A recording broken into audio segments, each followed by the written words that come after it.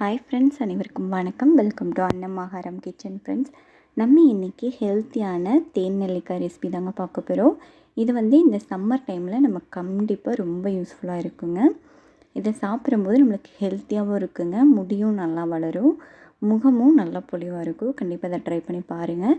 நம்ம நார்மலாக நெல்லிக்காய் கொடுக்கும்போது குழந்தைங்க சாப்பிட மாட்டாங்க. இந்த மாதிரி செய்து கொடுங்க.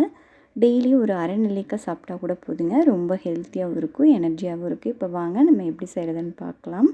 அதுக்கு முன்னாடி நம்ம நண்பர்கள் எல்லாருக்கிட்டேயும் ஒரு அன்பான வேண்டுகோள். ஃபஸ்ட் டைம் நம்ம சேனலை பார்க்குற நண்பர்களாக இருந்தால் மறக்காமல் சப்ஸ்கிரைப் பண்ணிவிட்டு பாருங்கள்.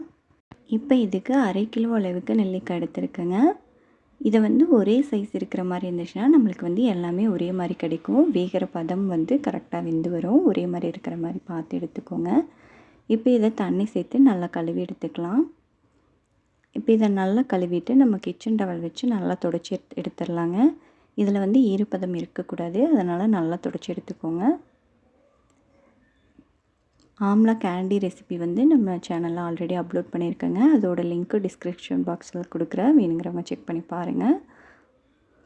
இப்போ இதை பாருங்கள், நல்லா துடைச்சி எடுத்தாச்சு. இதை நம்ம இட்லி தட்டுக்கு மாற்றிக்கலாம். இப்போ இதை இட்லி தட்டுக்கு மாற்றிட்டு தண்ணி கொதித்ததுக்கப்புறமா ஒரு 8லேருந்து 10 நிமிஷம் மட்டும் நல்லா வேக வச்சு எடுத்துக்கோங்க. தண்ணி கொதித்ததுக்கப்புறமா வச்சு நீங்கள் வேக வச்சா தான் கரெக்டாக இருக்கும். வேகிற பதம் தாங்க நம்மளுக்கு ரொம்ப முக்கியம். இப்போ பாருங்கள், நம்மளுக்கு கரெக்டாக வெந்து வந்துருச்சு. நான் ஒரு 10 நிமிஷம் வச்சுருக்கேன். நீங்கள் உங்களோட நெல்லிக்காய் சைஸ் எந்த அளவுக்கு இருக்கோ அதுக்கு தகுந்த மாதிரி வேக வச்சு எடுத்துக்கோங்க. ஒரு சில நெல்லிக்காய் சின்னதாக இருக்கும், ஒரு சிலது பெருசாக இருக்கும். அதுக்கு தகுந்த மாதிரி வேக வச்சு எடுத்துக்கோங்க. இப்போ உங்களுக்கு பாருங்கள், இந்தளவுக்கு வெந்து வந்துடணும். அப்போ தான் நம்மளுக்கு கரெக்டாக இருக்கும். அதிகமாகவும் வேக வச்சு எடுக்கக்கூடாதுங்க. இப்போ இதை நம்ம எடுத்து ஆற வச்சிடலாம்.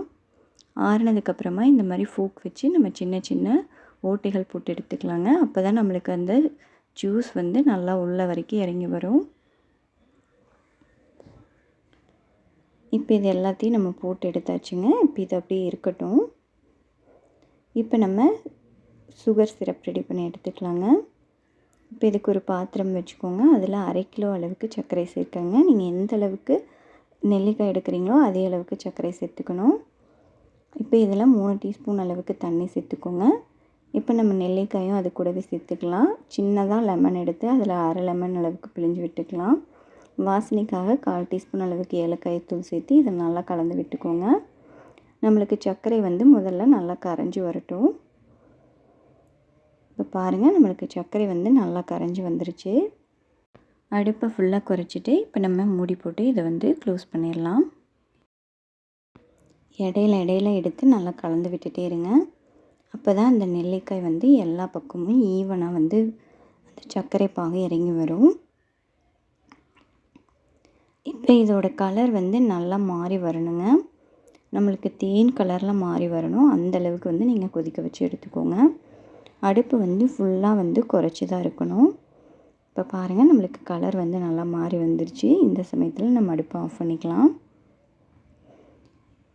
இதை நீங்கள் 6 மாதம் வரைக்கும் ஸ்டோர் பண்ணி வச்சுக்கலாங்க, கெட்டு போகாது. தண்ணி படாமல் இருக்கணும். நீங்கள் ஸ்பூனு அந்த மாதிரி எடுக்கும்போது தண்ணி இல்லாமல் ட்ரையாக பார்த்து எடுத்துக்கோங்க. இப்போ இதை ஃபுல்லாக நைட்டு ஃபுல்லாக அப்படியே வச்சிடலாங்க. அடுத்த நாள் பார்க்கும்போது பாருங்கள், நம்மளுக்கு அந்த சர்க்கரை பாகு நல்லா தேன் மாதிரியே இருக்குது. இப்போ இதை நம்ம எடுத்து குழந்தைங்களுக்கு கொடுக்கலாங்க. ஹெல்த்தியாகவும் இருக்குங்க. கண்டிப்பாக இதை ட்ரை பண்ணி பார்த்துட்டு எப்படி இருந்துச்சுன்னு உங்கள் கமெண்ட்ஸை மறக்காமல் கமெண்ட் செக்ஷனில் சொல்லுங்கள். இந்த வீடியோ பிடிச்சிருந்தால் நம்ம சேனல் லைக் பண்ணி சப்ஸ்கிரைப் பண்ணிக்கோங்க. வீடியோ பார்த்த அனைவருக்கும் நன்றி.